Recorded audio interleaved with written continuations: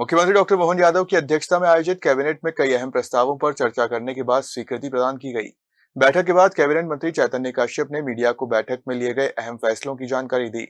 Cabinet मंत्री चैतन्य कश्यप ने कहा कि मुख्यमंत्री मोहन यादव हाल ही में पार्टी इकोनॉमिक फोरम की यात्रा से लौटे हैं और बैठक में उन्होंने मंत्रिमंडल के साथियों को इस यात्रा से जुड़े अनुभव और निवेश से संबंधित संभावनाओं से अवगत कराया। जल संसाधन विभाग की 2 बड़ी पूर्व परियोजनाओं को भी स्वीकृति दी गई। इनमें दवा परियोजना की दाईं तरफ बागरा शाखा के माध्यम से ड्रिप इरिगेशन से सुहागपुर और बाबई तहसील को लिफ्ट कर पानी उपलब्ध कराया जाएगा।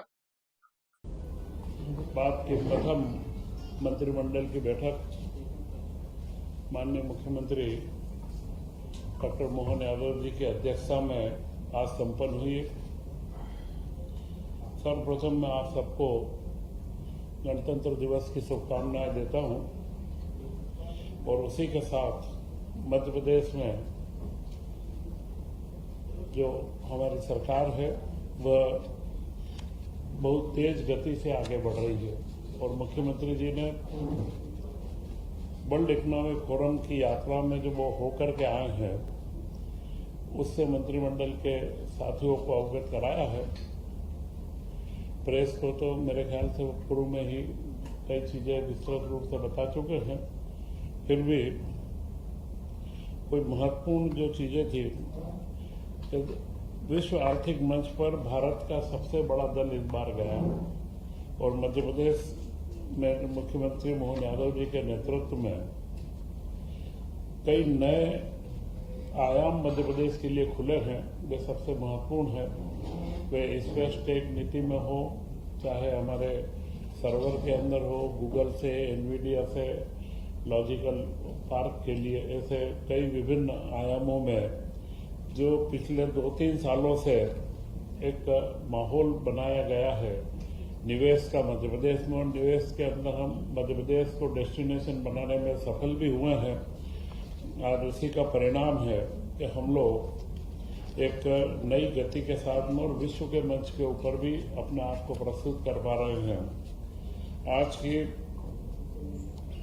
इस बैठक के पूर्व ही एक बड़ा महत्वपूर्ण कार्यक्रम जो मुख्यमंत्री जी ने 2 दिन पहले करा, संध्या छाया, यह सेवा भारती के माध्यम से लगभग इसमें 34 कमरे हैं और 56 वृद्धजनों की रहने की व्यवस्था है।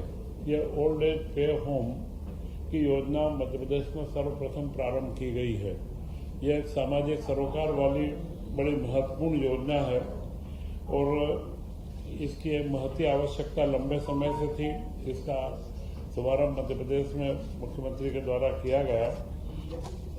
इसी के साथ कई सांस्कृतिक गतिविधियां, महाकाल महोत्सव आयोजित हुआ और आज भी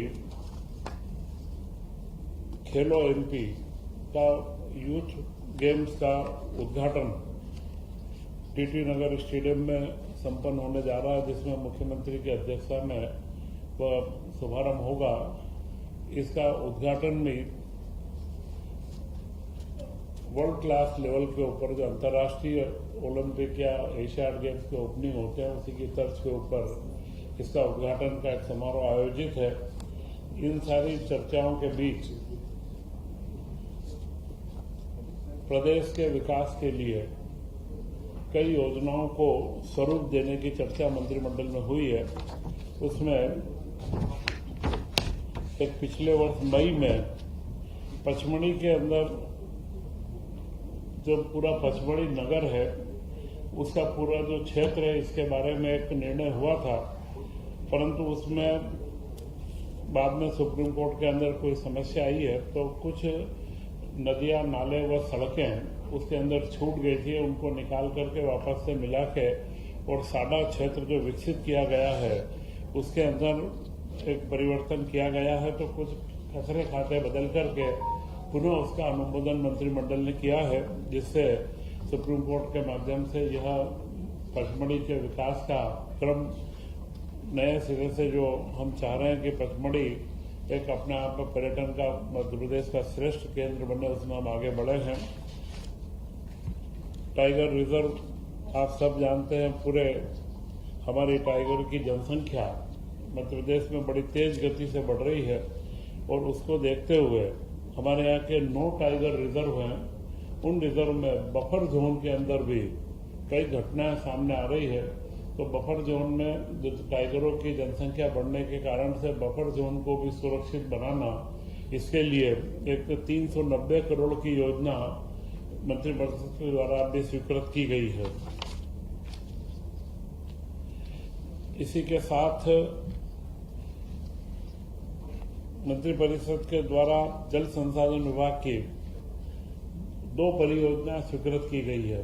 तवा परियोजना के दाईं तट की ओर से एक बागरा शाखा है, वहां से लिफ्ट इरिगेशन के माध्यम से सुहागपुर व बाबई 2 तहसील को लिफ्ट करके पानी दिया जाएगा और उसी के साथ दाईं तट की पिपरिया शाखा से सोहागपुर तहसील को पानी दिया जाएगा, जिसमें एक योजना से 4200 हेक्टेयर और दूसरी योजना से 6000 हेक्टेयर, इस तरह कुल 10,200 हेक्टेयर सिंचाई वहां पर की जाएगी। और अभी वर्तमान में पूरे नरसिंहपुर जिले के अंदर यह सबसे ज्यादा सिंचाई का रकबा अभी 78% के करीब वहां पर सिंचाई का रकबा है, जो बढ़कर के इसके माध्यम से अगर हम देखेंगे तो 78 से 80, 81 के आसपास पहुंचेगा।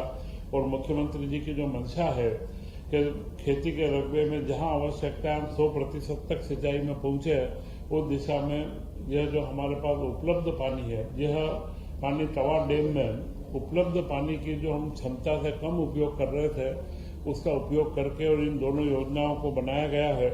इनकी लागत 215 करोड़ रुपए है और इसमें 63 गांव के हमारे व्यक्ति वहां पर लाभान्वित होंगे। इसी के साथ में विभिन्न विभागों की 15 योजनाओं की निरंतरता, यह एक क्रम है कि अगले 5 सालों के लिए जो योजनाएं हमारी विभिन्न अलग अलग विभागों में चल रही है, उन योजनाओं के 5 साल पूर्ण होने पर निरंतरता की स्वीकृति दी जाती है। ये सारी योजनाएं पूर्व में स्वीकृत है, उनके कंटिन्यूटी के लिए दी गई है। इसमें शुल्क की प्रतिपूर्ति है, परीक्षा के प्रशिक्षण है, स्काउट गाइड की है, अनेक कई योजनाएं हैं। मुख्य और महत्वपूर्ण योजना है मुख्यमंत्री कृषक फसल उपार्जन योजना। 500 करोड़ से ऊपर की जो भी उपार्जन की योजनाएं होती है, जिसमें केंद्र से भी अनुदान मिलता है, उसकी भी कंटिन्यूटी की मंजूरी दी गई है। और राजस्व विभाग के अंदर भी कई कार्यालय एवं उनके आवासीय भवनों के निर्माण की स्वीकृति दी गई है। एक बड़ी महत्वपूर्ण योजना है जो पिछले 3 वर्ष में इस योजना को बनाया गया था कि मध्य प्रदेश के बेरोजगार युवक युवतियों को विदेश में रोजगार उपलब्ध कराने की दिशा में उनके यहाँ से विदेश जाने आने का पूरा खर्च मध्य प्रदेश सरकार वहन करती थी।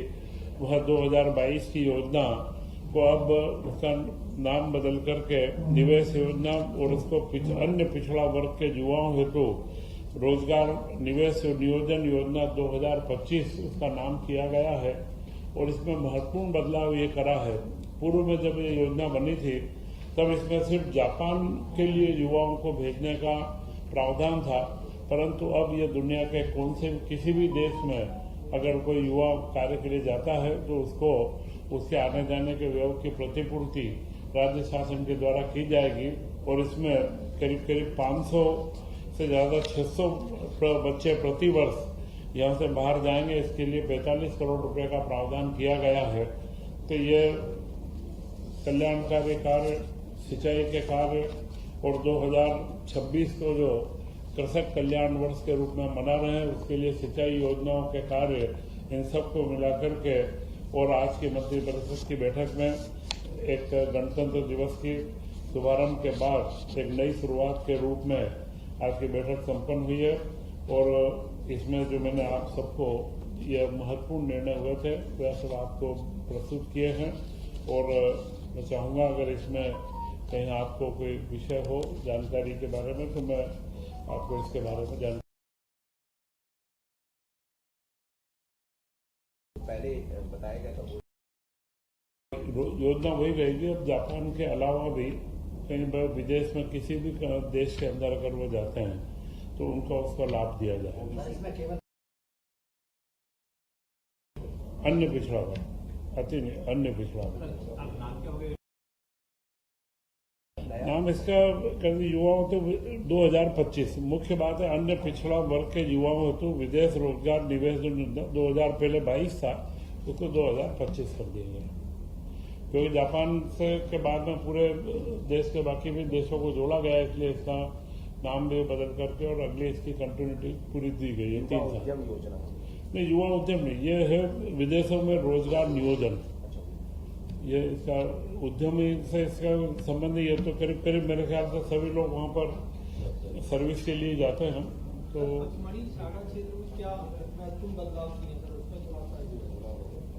पचमढ़ी साडा केंद्र में मई के अंदर एक मंत्रिमंडल का प्रस्ताव हुआ था। उसमें फॉरेस्ट का जो पूर्व में यह इलाका जो पूरा पचमढ़ी का जो शहर बसा हुआ है जिसमें सारे भवन और ये बने हुए हैं, यह 395.931 हेक्टेयर भूमि है। और यह भूमि को पूर्व में पूरा बना करके कि यह शहरी क्षेत्र के अंदर आवासीय क्षेत्रों के अंदर तब्दील हो गई थी, तो इसको पचमढ़ी अभयारण्य से बाहर किया गया था और मंत्रिमंडल ने उसका निर्णय लिया था। परंतु इसमें कई इलाके ऐसे छूट गए थे जो सुप्रीम कोर्ट के अंदर से बाद में दिए गए, तो उसका आंशिक परिवर्तन करा। भूमि उतनी है, खाली खसरे खाते के नंबर बराबर नहीं डले थे, उन नंबरों का बराबर युक्तियुक्तकरण करके और इसको वापस से मंत्रिमंडल के, क्योंकि अगर इसमें मूलतः यह नजूल का जो राजस्व से संबंधित मैटर है तो कोई भी परिवर्तन होता है तो मंत्रिमंडल की इसमें मंजूरी आवश्यक होती है। कोई चाहिए जो कोई मंत्रिमंडल ने मंजूर कर दिया, आप इसको सुप्रीम कोर्ट में पेश कर देंगे। अभयारण्य से ये भूमि मुक्त रहेगी, पूर्व में अभयारण्य के अंदर थी, अब अभयारण्य से मुक्त रहेगी। तो साडा जो पचमढ़ी का साडा क्षेत्र है, स्पेशल एरिया जो डेवलपमेंट अथॉरिटी है, वो इसके विकास की अपनी योजना आगे बना पाएगी।